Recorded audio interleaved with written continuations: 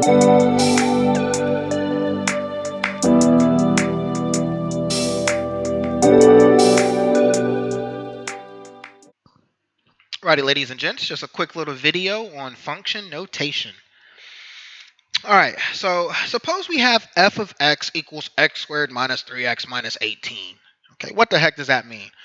That means that the name of this function is f, and the x in parentheses indicates that x is the independent variable that's used throughout the function.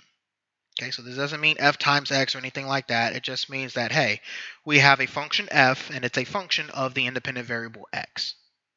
So what can we do with a function like that? For example, suppose we're asked to evaluate f of negative 2 for f of x equals x squared minus 3x minus 18. All right, so hopefully this is a refresher, but all this means is that we are going to, where it says f of negative 2, it means that I go to my f function, and everywhere I see an x, I'm going to replace it with the quantity negative 2. So f of negative 2 equals a negative 2 quantity squared, okay, minus 3 times a negative 2 minus 18. All right. Very important here, y'all. A negative 2 quantity, so meaning the negative 2 is in parentheses squared, is different than this. Okay? Why is there is a difference? Because the order of operations, right? Order of operations says we square first. So that positive 2 is squared, becomes a positive 4 times a negative. This equals a negative 4 the way that I have it written up top. But in our actual function, we're taking the quantity negative 2 and squaring it. So we take a negative 2 and square it, we get a positive 4. A negative 3 times a negative 2 is a positive 6 minus 18. So we have 4 plus 6, which is 10. 10 minus 18 gives us a negative 8. So f of negative 2 is a negative 8.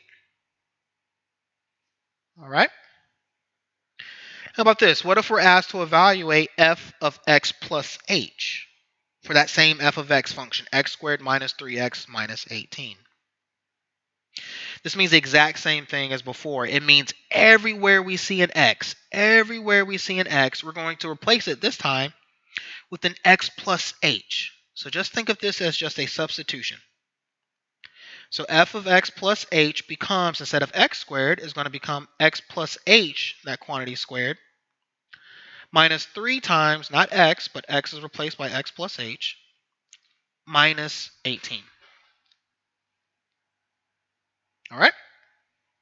And we'll leave that there. We'll talk more about this f of x plus h stuff in a future video. All right, so those are function evaluations. That's when you substitute in for your x. What if you came across a problem like this? Suppose g of x is x squared minus 3x minus 18, and they want us to solve g of x equals to 10.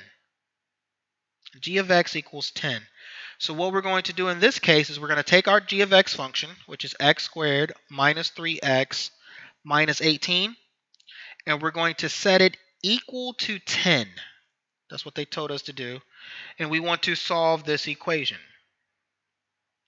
Well, we're going to solve this equation by factoring. But before we can factor, we're going to move everything to one side, set it equal to 0. So to do that, I'm going to subtract 10 from both sides. And we get x squared minus 3x minus 28 is equal to 0. And now we factor. Okay, once again, if it's been a while since you factored, feel free to go back and look at my factoring video. But we're looking for a set of numbers that multiplies to a negative 28. But if we add those same two numbers, we have to get back a negative 3. So let's see here, a positive 4 and a negative 7 should do the trick. Yes, negative 7 times 4 is a negative 28. Negative 7 plus 4 is a negative 3. We set both of these factors equal to 0. And we solve the equations, which gives us two different solutions. So the answer is x equals a negative 4 and x equals 7. All right, so in this video, we went over the difference between evaluating a function versus solving a function. I'll see you guys in the next video.